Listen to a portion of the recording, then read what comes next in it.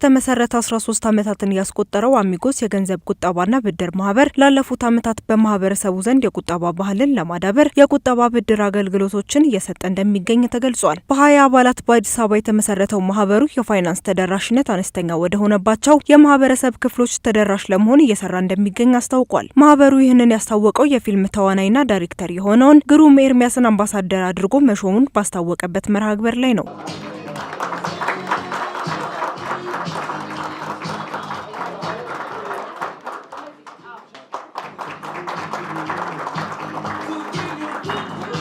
የአሚጎስ ቁጠባና ብድር ማህበር መስራችና ስራ አስኪያጅ የሆኑት አቶ ፍጹም አብርሃ በተለይ ለቻናል ዋን እንደገለጹት ማህበሩ እስካሁን 14 ቢሊዮን ብር ብድር ማቅረብ እንደቻለ ተናግረዋል። እንግዲህ በዚህ 13 ዓመታት ወደ 14 ቢሊዮን የሚሆን ብድር ነው ለህብረተሰቡ ማቅረብ የቻልነው።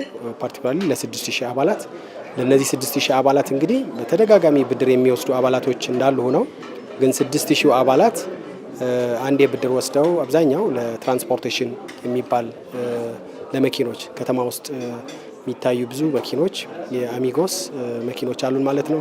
በአሁኑ ሰዓት ወደ 2000 የሚሆን ሊብሬ ነው እንግዲህ ተቋማችን ውስጥ ያለው። ያ ማለት እንግዲህ ምን ያህል አሚጎስ በትራንስፖርቱ እየሰራ እንዳለ ጠቋሚ ነገር ነው። የገንዘብ ብድርና ቁጠባ ማህበሩ ጠቅላላ ሀብቱ 7 ቢሊዮን ብር እንደደረሰ ተገልጿል። በተጨማሪም ማህበሩ 13ኛ ዓመት የምስረታ በዓሉን በማክበር ላይ ይገኛል።